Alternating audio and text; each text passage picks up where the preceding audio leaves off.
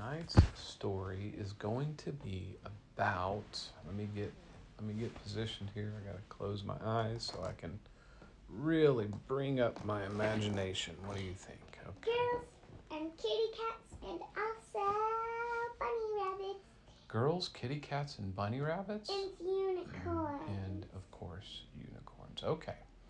So once upon and a time. Daddy's. And Ethan's. And Ethan's. And Emily. Okay, but you have to be quiet for the story, okay? Okay, Daddy. I love you. Okay, once upon a time, there were 3 little girls, and their ages were 5, 6, and 7. And the 5-year-old said, "Hey, I want to go on an adventure today." It happened to be summertime, and they were out of school. And so the 6-year-old said, I like that idea, but where should we go? And the 7-year-old said, well, I've been around for a while now, and I'm the oldest. And I want to tell you about something I found last year, and I was saving it just for this occasion. So, what I need you to do is go home and pack a lunch, because we're going to be gone for a while. We're going to leave tomorrow. I need you to meet me at my house at 10 o'clock in the morning and bring your lunch with you. And tell your parents we will be back around 5 o'clock. And so they did. And they went home, and they just could not sleep. They were so excited. They didn't know what they were doing. But they got up the next morning all excited. They packed their lunch, and they went over to their friend's house. And their friend said, good, you're here on time. Let's go. And so she walked. They walked for what seemed like forever. And she took them to this little tiny river with a bridge across it. And they crossed over the bridge. And because it was summer, there were little yellow flowers everywhere, and they were very pretty. And they walked through a long field. And they had been in this field 100 times before, but for the first time ever, they just now noticed near the edge of the field there was this little tiny cave. And the 7-year-old said, follow me. And they said, where did this cave come from? She said, it only appears once every July on the 23rd. That's my birthday. It is? Oh, well, that's amazing. And so they went into the cave. And as soon as they went in, you'd think it'd be dark, but it wasn't. It was daylight, just as daylight as it was outside. And so they went into this cave, and they didn't have to walk far. They took about 10 steps, and they were outside again. But this time, it didn't look like the field they were in. This time, it was a strange-looking land that they didn't recognize and had never seen before. But this land had flowers as well, except the flowers were all different colors. Some even had rainbow colors. One single flower had red, orange, green, yellow, blue, indigo, and violet, all on the same flower. And Daddy, the rainbow order is red, orange, yellow, green, blue, indigo, violet. Isn't that what I said? And I said red, green. Oh. Red, orange, green, yellow, blue, purple. Well, thank you for... Violet, indigo. Yeah, you should be an editor someday. Thank you for that. Okay, so we got to keep it technically accurate, do we? Okay, well, anyway, as soon as she went over to smell the flower, she heard a voice that said, what are you doing? And it scared her, and she jumped back so far that she bumped into her friend, who then fell down right on her bottom. It didn't hurt, but it startled her. And she looked over to her left, and there was a bunny rabbit staring at her. Aww. And she looked at her friend, and she said, I just heard somebody say, what are you doing? And they looked around, and they didn't see anybody. So they got up, they dusted themselves off, and she went to smell the flower again. And the voice said, I said, what do you think you're doing? And it scared her again, and she jumped and bumped into her friend. They both fell on their butts again. And this time they looked around, and they had both heard the voice. But they did not know where it was coming from. And they started to get a little worried. They're like, what's out here? What? Where's the 7-year-old? Oh, the 7-year-old was watching. She was still about 10 feet away. And she was staring at something that she wasn't sure it was. She was trying to figure it out. So she had this look on her face like, I think I see something, but I'm not sure. So she's just standing there. And then when they fell down, there were two bunnies. And they got up again. They looked back at their friend, who looked quite weird, just staring blankly. And they didn't know what their friend was staring at. They didn't know where the voices were coming from. And so when they turned back toward the plant, there were now 14 bunnies standing there. And all at the same time said, "What are you doing here?" And they jumped as far as they could, realizing that it was the bunnies that were talking. And they said, "You can talk?" And they said, "Well, of course we can." And she said, "Where are we?" And he said, "You're in Alagula." No, a la meow meow. Oh, a la meow meow, right. The land that time forgot. And she said, "What does that mean?" And he said, "Well, we don't get humans around here much. You must have found the cave." And she said, "How did you know that?" She said, "Well, the last human," he said, "Well, the last human that came through here had mentioned a cave. We don't know where the cave goes or where it was." She said, "It's right back there." And she turned to point, but guess what? No cave.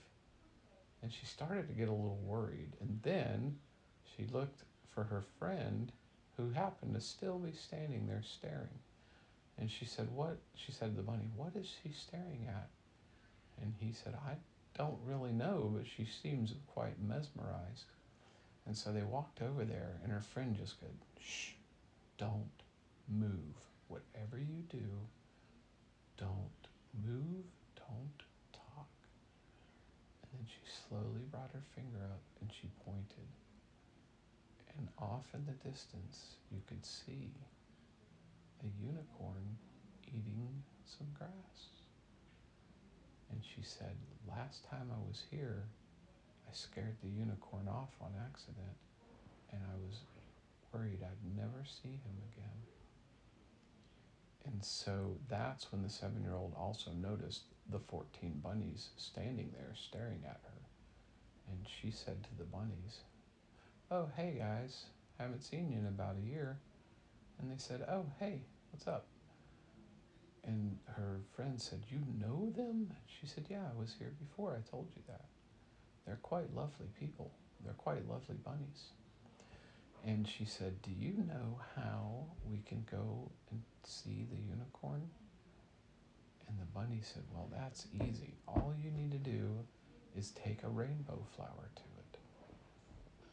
And she said, "A rainbow flower? You mean like the one I was trying to smell?" He said, "Yeah, that one. They're only for unicorns. That's why I said, what do you think you're doing?"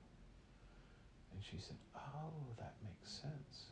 So they went over and they got the rainbow flower and they started walking toward the unicorn. Well, as soon as they got near, they didn't notice, but there was a big hole in the ground, and they fell through this hole, slid down this crazy long slide, and into a gigantic pool of water.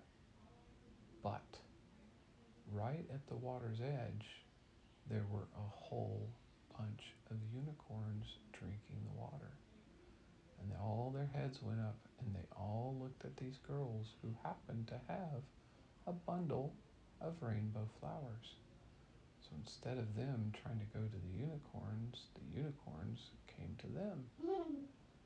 And she held the flower up so gently, and she was shaking a little bit, mostly from excitement, because she had always read about unicorns, but never imagined that they could be real still. And so she held it up, and the unicorn slowly walked up and took a sniff of the flower and looked at her and then took another sniff. And then she held her hand out and the unicorn ate the flower. And it looked at her as if to say, thank you. And it's almost like he could see through her who she was. He knew she was a nice person. And so at that moment, he reached down, he bent down, and he touched his little unicorn horn on her head. And as soon as he did, a little sparkle went through her hair, and she had brown hair, but there became this one little golden strand of hair that went all the way down her head. And all the bunnies went, whoa. And she said, what? What happened? And the bunnies said, prophecies have told of the golden child who would eventually come to see us. You are the golden child. She said, what does that mean? And he said, you are going to save our land. From what? That's exactly what she said. And she said, from what?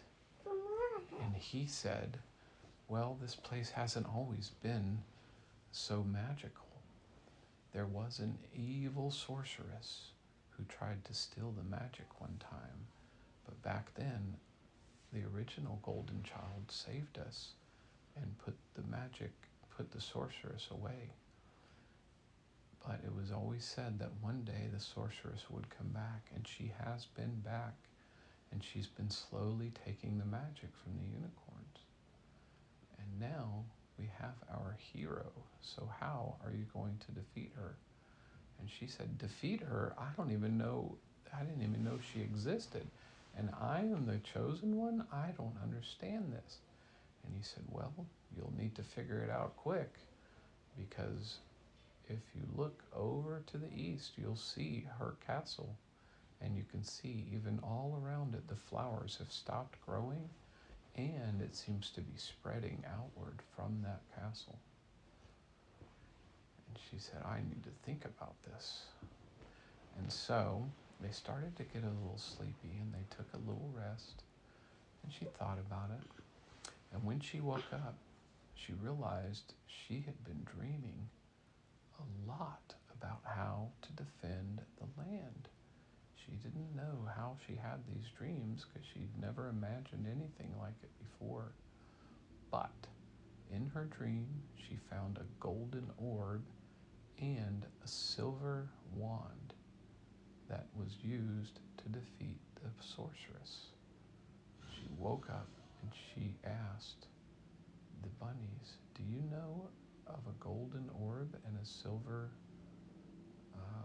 wand? And they said, oh yes, for many, many years, people have told this story of the golden one and even drawn pictures, and you were holding it. And he showed her a picture, and she had the golden orb and the silver wand. Can I see this?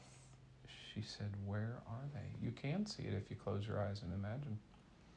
And she said, where are they? And he said, we don't know, but we hear that it's been kept. We don't know yet. Very good. We don't know yet, but we have heard that they were kept in separate places, one to the north and one to the south. And it's always been said that the golden one had help collecting those.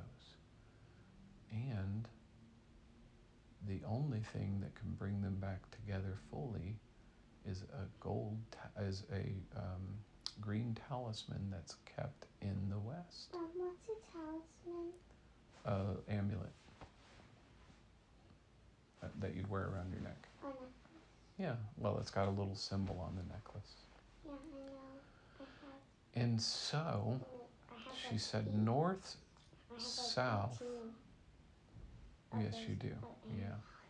She said north, south, and west to battle the east. Well, it's a good thing my friends are here. So one of them went north, one south, and one west. And they traveled for days and days. Alone? Well, the bunnies went with them, of course. Each of the 14 bunnies, They all split up, and some went with each of the girls. Wait, can I do a math problem here? Yes. So 14, 14, subtract 14 split 3 times. Well, they actually had a 15th bunny show up to help, because the 15th bunny happened to be the guide to know where each of the 3 objects were. Okay, so What's up, Penny?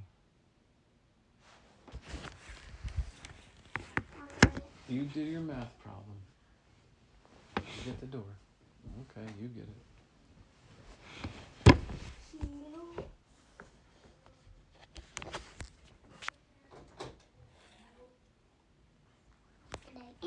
Okay, so where was I? Okay, so north, south, east, and west. They have to battle the east. So the bunnies. Oh, did you want to figure out 15 bunnies for 3 different directions? How many bunnies went with each person? 5. Very good. Nicely done.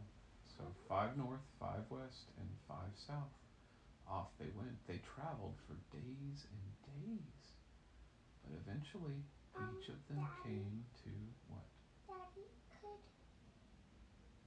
could one of them be going to the east? Because I love the east, so I want the castle to actually be in the west. Ah, so you want them to go north, south, and east? Yeah. Okay, well the castle is in the west then. And so they traveled for days and days, and each of them eventually came to a fountain. And shooting out of the fountain was glitter.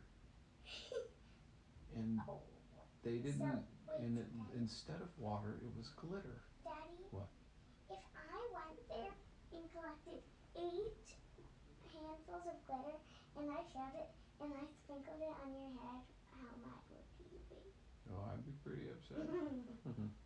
So anyway, in the center of the fountain of glitter laid each of the objects, but there was no way to get into the center of the glitter. And I mean, it was a lot. Like it would have got in their eyes and their hair. And oh, I knew that was Penny. Go let her in.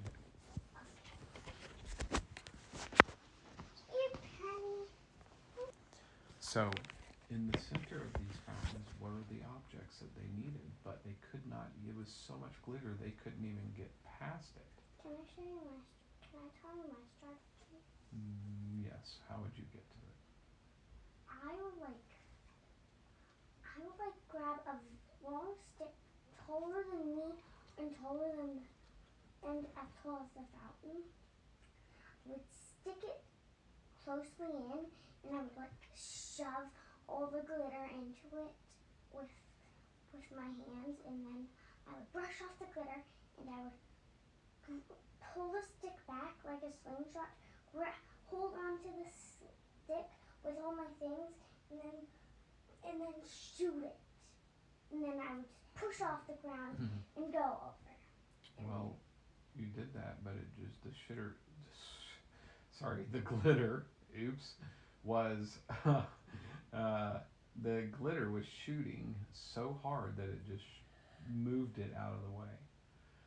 And one of the girls, at each of the spot, the girls noticed around these fountains were 7, looked like little circles. And she said, I wonder what that's for. And so... We forgot to give them names. That's okay. No. Oh, you want to name them? So the 7-year-old is Emily. Mm-hmm. The 6-year-old is Jameson. Okay. Wait, no. It's Summer Sky. Oh, okay. The 6-year-old. And the 5-year-old is... James. No. The 6-year-old is Summer Sky and Jameson Jacqueline. Oh, okay. It has 2 names. Yeah. And then the 5-year-old is Bobbie. Bobbie. That's cute. I like that. Bobbie. Okay. So, 6, 6 things, and so Jameson, the middle one, she was in the east, and she noticed these, and she went up and looked at them, and they looked to be almost like big buttons about as big around as you are. And she thought, maybe we need to hold these down to stop the glitter. But there are 6 of them, and I don't understand why. 7. 7 of them? Yeah, you said 7. Did I say 7? Oh. Well, I know how we could do it. How? So you could like use a stick. Each of the bunnies could be standing on one. You could be standing on one, and your stick could be pushed down really hard on the nut. Oh, but who's going to hold the stick if you have to be on the other platform? And then Jameson said, aha, I know. I will put my lunch on it. And that's what they did. And as soon as the 6th person, which was Jameson, stepped on hers, the fountain stopped. And in the center was the wand. And believe it or not, at the same time, they all figured out the same puzzle. Nobody knew how that happened, but it must have been because it was the land of magic. And all 3 fountains had all of the things, and they went back and met in the middle, and the orb and the wand didn't seem to do much, but the talisman started to glow and not near the other things. But glowing didn't seem to help. And Jameson said, I have an idea. Emily, why don't you put the talisman around your neck? And as she did that, it glowed brighter and brighter and brighter. And then they handed her the orb and the wand, and all of a sudden, glitter everywhere. But now Emily had this. No, I want Summer Sky to do it. Oh, okay. You want her to be the hero? Yeah. Oh, okay. Well, all of a sudden, Summer Sky was had the glowing. No, Summer Sky had the golden hair. Oh, okay. She's okay. She'll be our protagonist. Okay. So then she was glowing, and she started to float up in the air, and she could feel all this magic power running through her. It almost tickled, but at the same time it tickled like the way a butterfly would tickle you. So it didn't tickle. It was just this really fluttery feeling that really felt neat, soft. And so they looked to the west, and off they went. And soon as they got to where the land was dark and nothing was growing, as Summer Sky stepped on it, everything started growing. It's like she had all of this magical power. And she walked straight up to the witch's castle and knocked on the door politely. And then the door... Knocking on. That's right. And then you heard, who's that? What do you want? And she said, we want our land back. And she said, well, too bad, so sad. I'm glad you're mad. And then JJ opened the door. Summer Sky opened the door. And there was the Wicked Witch standing there baking frog legs. And she said, I told you I gave it the office. And Summer Sky said, well, that's not good enough. You are not welcome here. And she said, what are you going to do about it, little girl? There haven't been humans here in 100 years. What are you going to do? And she said, I'll show you what I'm going to do. And she took the wand and she waved it over the orb. And all of a sudden, the witch started to get smaller and smaller. And she looked up and she went, no, I didn't get to eat my frog legs. And she started to shrink, and then it pulled her toward the orb. And in a cloud inside the orb started swirling, and it pulled the Wicked Witch right in and put her right back where she belonged.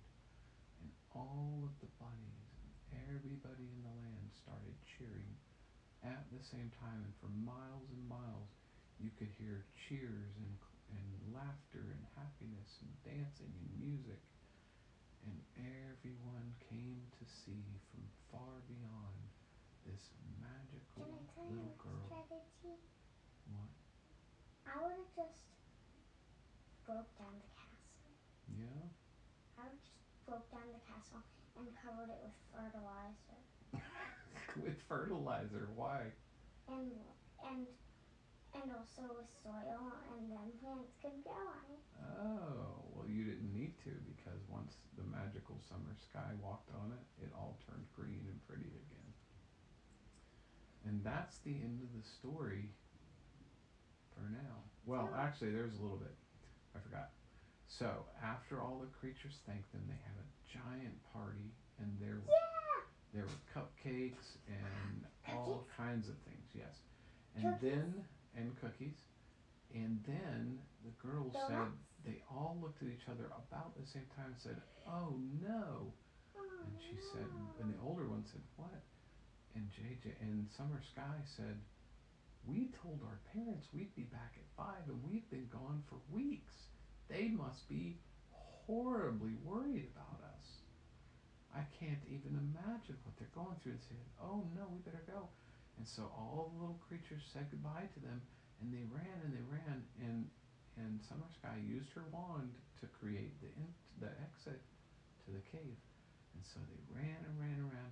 They got through the cave, ran back home, and as they each got to their doors, their parents opened the door and said, "Hi, dinner's ready." And they didn't say anything about how long they'd been gone. This was very confusing.